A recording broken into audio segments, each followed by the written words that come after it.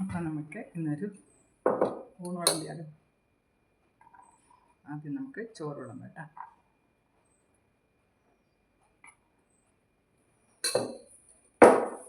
അതിനുശേഷം ഒരു മുളക്, ഒരു പപ്പടം,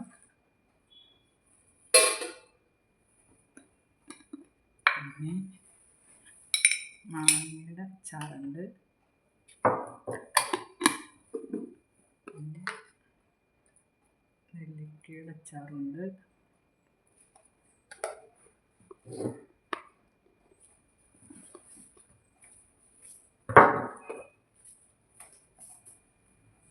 പിന്നെ ബീട്രൂട്ട് തോരനുണ്ട്,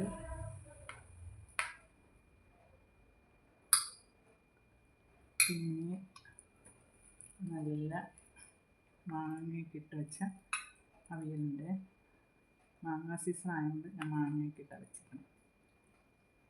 പിന്നെ ഒഴിച്ചു കൂട്ടാനായിട്ട് ഇന്ന് നമ്മൾ സ്പെഷ്യലൊന്നുമല്ല, ഇന്ന് ഉണ്ടാക്കിയാണ് പാവയ്ക്കും ചെറിയ ഉള്ളിയും സവാള രണ്ടും കൂടി ഇട്ടാണ് ഉണ്ടാക്കിയത്. രണ്ടും എടുത്തിട്ടുണ്ട്, സവാളയും ചേർത്തിട്ടുണ്ട്, ചെറിയ ഉള്ളിയും ചേർത്തിട്ടുണ്ട്, പിന്നെ പഴമാങ്ങ ഇട്ട മോരുകറി ഉണ്ട്. അപ്പം ഇന്ന് ഞാൻ തൈര് വേണ്ടെന്ന് വെക്കും,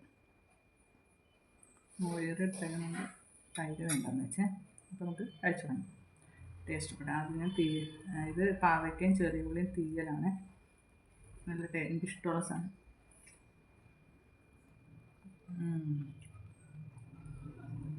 സൂപ്പർ.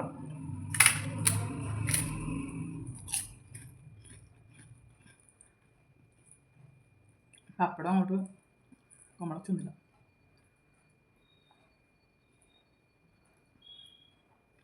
പിന്നെ അവിയലിൻ്റെ കാര്യം പറയണ്ട, എനിക്ക് ആഴ്ച 2 ദിവസം മുന്നേ അവിയലായിരുന്നു. അവിയലില്ലെങ്കിൽ എനിക്ക് എന്തോ നഷ്ടപ്പെട്ട പോലെയാണ്. പിന്നെ ബീട്രൂട്ട് കറി സൂപ്പറാ.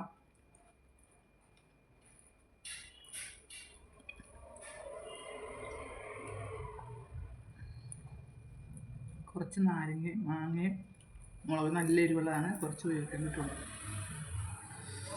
പിന്നെ കുറച്ച് അവിയലും കുറച്ച് തോരനും നമ്മൾ മിക്സ് ചെയ്ത് കുറച്ച് പപ്പടവും കൂടെ ചേർത്തിട്ട് ഇവിടെ ഇരിക്കണം.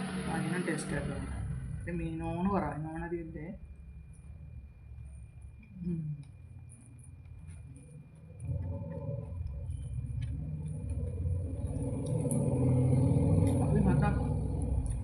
ഊണ് അടിപൊളിയാണ്. ഒരു ഗ്ലാസ് ഇഞ്ചി ഇട്ട് തിളപ്പിച്ച വെള്ളം, നല്ല ടേസ്റ്റാണ് ഇഞ്ചി വെള്ളം. നമ്മൾ കൊറോണ തുടങ്ങിയപ്പോൾ തൊട്ട് ഇഞ്ചി ഇട്ടുള്ള വെള്ളം കുടിക്കണം. എനിക്കിപ്പം ഇഞ്ചി ഇട്ടാതെ വെള്ളം കുടിക്കാൻ പറ്റില്ല, എന്തോ ഭയങ്കര ബുദ്ധിമുട്ടാണ്. അപ്പം നല്ല ടേസ്റ്റാണ് ഇഞ്ചി വെള്ളത്തിന്. ഇച്ചിരി മോരുകറി വെച്ചിട്ട്, മോരുകറി എന്ന് പറഞ്ഞാൽ നമ്മൾ പഴുത്ത മാങ്ങ കിട്ടിയപ്പോൾ മാങ്ങിട്ട് വെച്ചോ. മാങ്ങിട്ട മോരുകറിയും ബീട്രൂട്ട് കറിനൊക്കെ നല്ല കോമ്പിനേഷൻ. പിന്നെ അവിയലും മോരുകറിയും നല്ല കോമ്പിനേഷനാണ്. പിന്നെ നല്ല അവിയലും നല്ല തൈരും, കട്ടത്തൈരും നല്ല കോമ്പിനേഷനാണ്.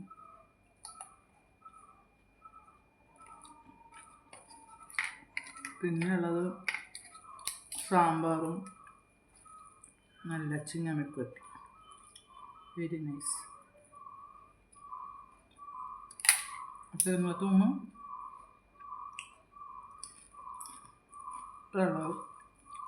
നിങ്ങളും എല്ലാവരും കഴിച്ചു പോകണമെന്ന് ഞാൻ വിചാരിക്കുന്നു.